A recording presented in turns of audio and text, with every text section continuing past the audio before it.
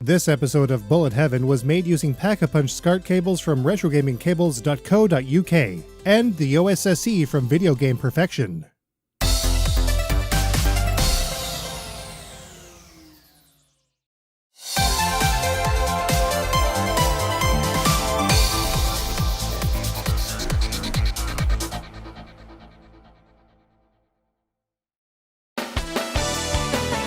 B、D チームは敵機の迎撃に当たってください。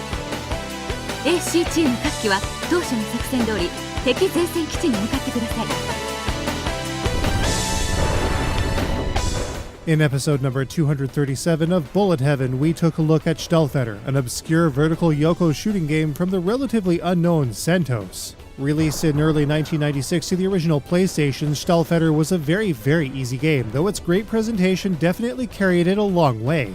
Santos never made it too far with their shmups in the end, but they did manage to create one final shooting game before moving on to their final two, and let's be honest, insignificant titles. AirGrave is another Yoko vertical shooting game released in 1996, also for the PlayStation, and only 10 months after Stahlfeder. There's a general sentiment and assumption that both games are more or less reskinned carbon copies of one another, but this is far from the truth. While AirGrave does follow the footsteps of Stahlfeder in a lot of ways, it also departs in some interesting directions. Let's take a closer look.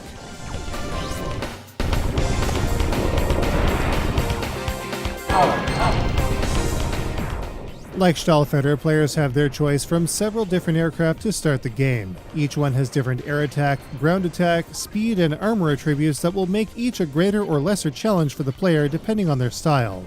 These various attributes often balance themselves out. For example, a plane with heavier armor will move more slowly, high air attack will have a low ground attack ability, and so forth.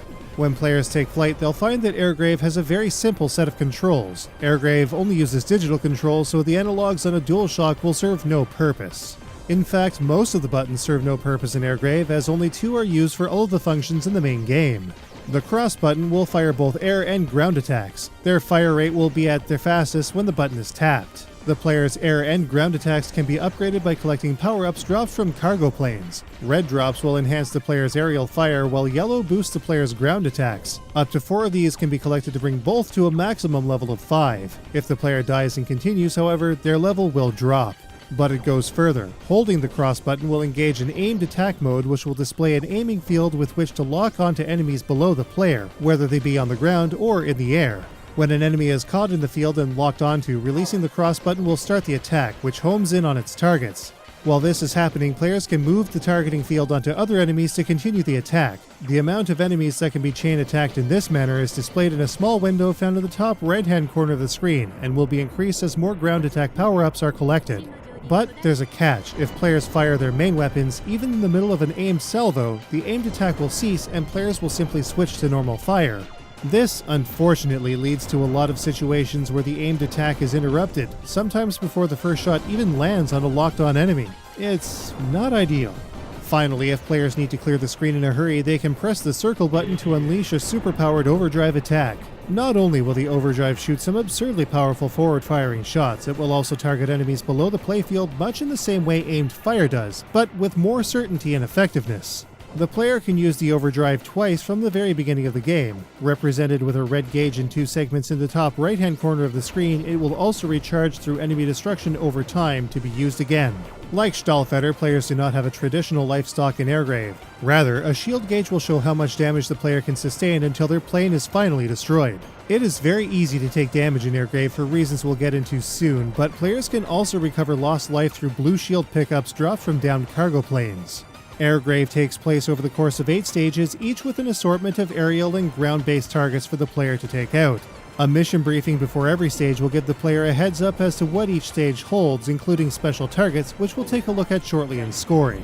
Each stage is also capped off with a boss fight against a large polygonal boss, many of which require the player to use normal ground and aimed attacks. And while AirGrave is by no means as cakewalky as Stahlfeder was, it's still a game that nonetheless players should be able to read, anticipate, and memorize very quickly, even when it comes to the bosses. The rechargeable overdrive is sure to help as well.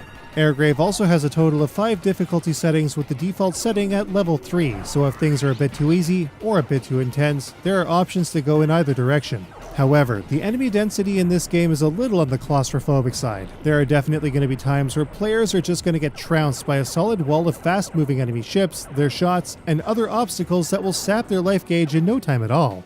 Thankfully, the player does have the option to continue with a limited amount of credits to get a better feel for the game as they work towards a 1cc. But is it fun? Ultimately, yes. The hooks of the gameplay are the kind that are sure to get players invested in their limits and intricacies, especially when it comes to AirGrave's scoring features.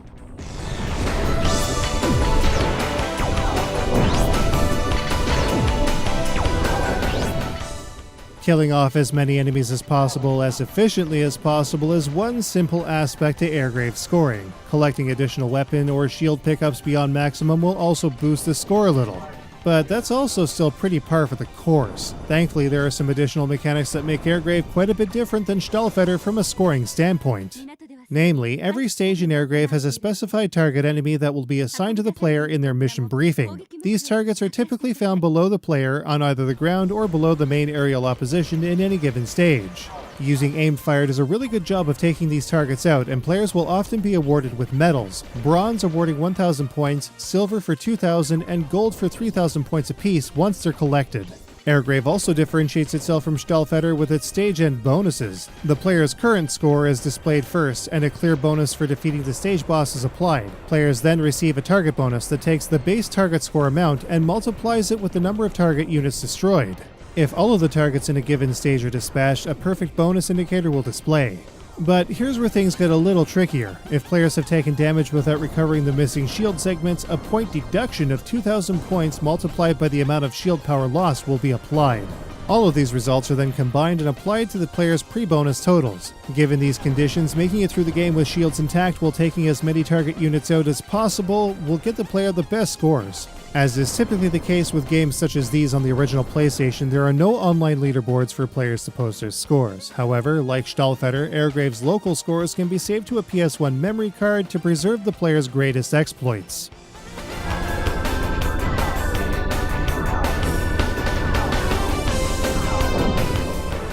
Just as with Stahlfeder, AirGrave relies heavily on its presentation to draw players in.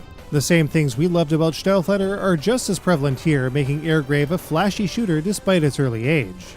Visually, AirGrave takes cues from Stahlfeder with its mostly 2D but sometimes 3D polygon visuals. Most enemies in the game, as well as the vast majority of the landscape, are traditional 2D sprites. Especially in the case of the enemies, many of these sprites are very well animated with a large number of frames adding a fluidity to them. But the bosses are large hulking 3D models, often with a decent amount of detail, all kinds of moving parts, and plenty of bits for players to destroy. They're typically more drab than the 2D stuff, but their design and colors work well for what they are. AirGrave moves at a fairly decent rate most of the time, though there are bouts of slowdown here or there which can detract from the action, especially in the case of certain bosses. Additionally, the screen will sometimes shift between 240p and 480i, meaning players using an OSSC or FrameMeister will have to contend with picture and sound drops from time to time.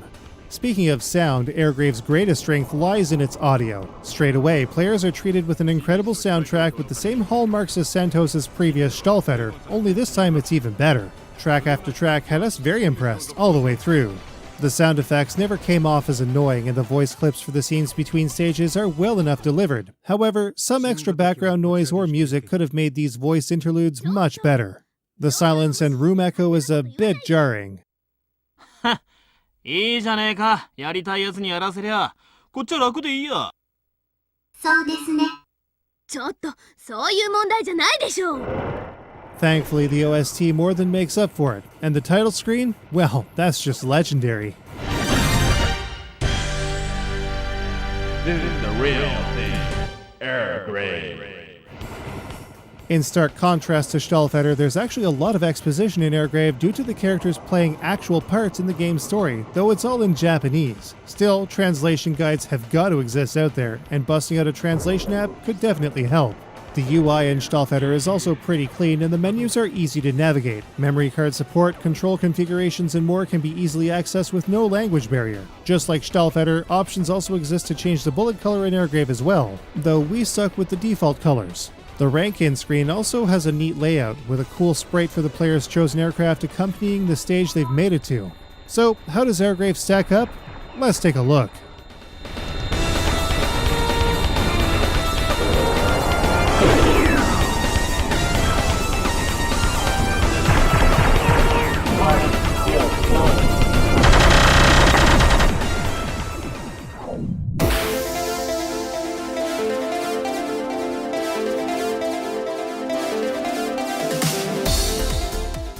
The core control in AirGrave is fine, but the important aimed fire function is finicky, fussy, and easily interrupted.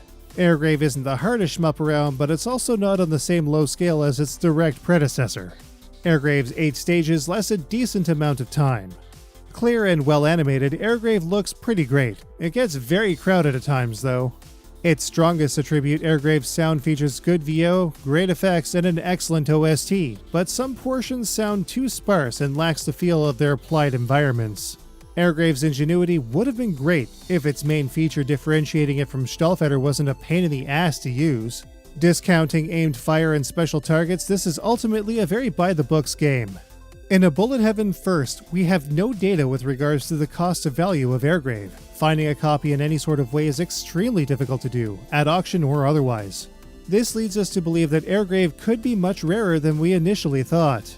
I'd always wanted to check AirGrave out, doubly so when it had been recommended by a good acquaintance. While it's certainly not the best shooter I've played, even on the original PlayStation, it has some great features that make it one I'm sure to return to. But it's also pretty rough around the edges, being more or less on par with Stahlfeder overall.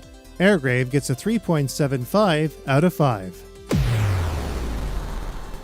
I'd love to tell you all where to find AirGrave, but, well, we just can't.